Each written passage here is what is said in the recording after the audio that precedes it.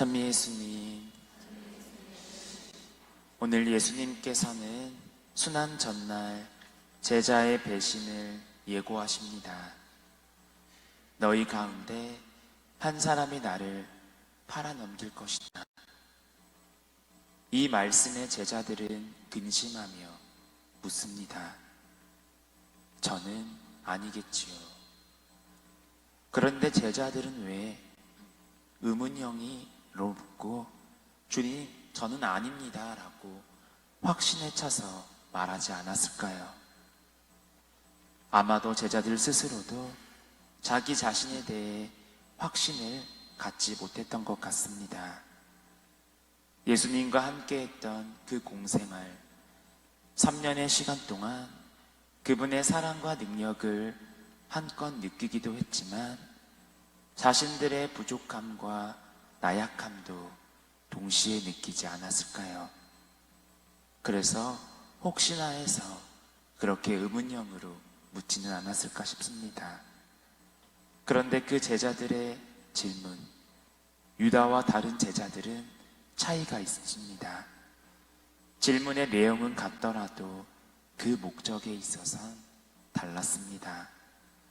제자들이 저는 아니겠지요 라고 물은 것은 고통과 시련 앞에서 흔들리거나 넘어질 수 있는 자신의 약함과 부족함을 솔직하게 드러내며 그분의 도우심을 구하기 위해서였다면, 유다가 그렇게 물은 것은 예수님께서 자신이 배신했다는 것을 정말 알고 계시는지 확인하기 위해서 떠보는 것이었죠.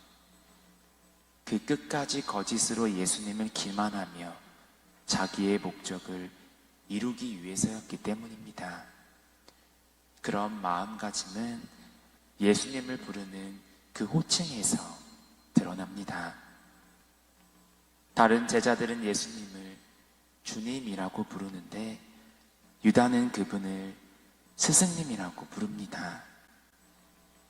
예수 그리스도를 주님으로 믿고 따른 제자들은 고통 앞에 쓰러지고 유혹 앞에 흔들렸지언정 심지어 예수님을 모른다고 그분과의 관계를 부정하고 예수님께서 위험에 처했을 때 자기 목숨을 구하고자 그분을 벌어둔 채 달아났을지언정 주님의 사랑과 자비를 굳게 믿으며 진심으로 회개했기에 나중엔 올바른 길로 돌아올 수 있었습니다. 그러나 예수 그리스도를 스승님으로 대했던 유다는 그러지 않았습니다. 유다가 예수님을 스승님이라고 부른 것은 그분을 자기 욕심을 채기 위한 수단으로 여겼기 때문입니다. 그래서 나중에 자신이 저지른 행동을 후회하기는 했지만 그저 스승님에 불과한 예수님이 배신자인 자신을 용서하시고 끝까지 사랑하시는 믿음을 지니지 못했기에 그래서 깊은 절망성에 빠지고 스스로 목숨을 끊고 만 것입니다. 우리는 나약하고 부족한 존재이기에 누구나 죄를 지으며 살아갑니다. 그것은 그리스도교 신앙인 또한 마찬가지입니다. 그런데 신앙의 여정에서 중요한 것은 잘못을 저지르지 않는 것이 아니라, 죄를 안 짓는 것이 아니라 거짓으로 주님을 속이려고 들지 않는 것입니다. 자신이 저지른 실수와 잘못을 주님 앞에 솔직히 고백하고 그분께 자비와 용서를 청하는 겸손한 마음가짐이 중요한 것입니다. 그렇게 예수 그리스도를 우리는 주님이라고 고백하는 겁니다. 내 약점과 부족함, 내가 저지른 실수와 잘못까지 다 알고 계시는 분이라는 뜻입니다. 그럼에도 불구하고 나를 용서하시고 자비를 베푸시어 잘못을 바로잡을 기회를 주시는 사랑 넘치는 분이라는 뜻입니다.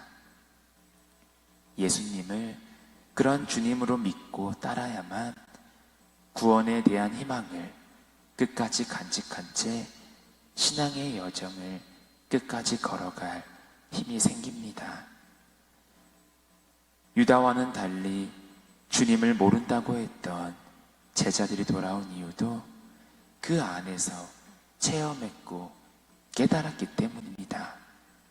바로 주님 없이 나는 아무것도 할 수 없다는 사실을 말입니다. 그렇게 우리가 내 힘으로 하는 것이 아니라 주님과 함께 할 수 있기 때문에 해나갈 수 있다는 사실을 깨달을 때 비로소 우리는 내 안에서 모든 것을 할 수가 있습니다. 형제 자매 여러분, 성주가는 어떤 어려운 상황 속에서도 끝까지 예수님을 주님으로 믿고 따르겠다는 마음가짐을 더 깊게 만드는 시기입니다. 부족함을 당신의 사랑으로 채워가시고 절망 가운데서 희망이라는 꽃을 피워내시는 하느님께 의탁하며 거룩한 성삼위를 맞이할 준비를 해나가는 여러분이 되었으면 좋겠습니다. 아멘.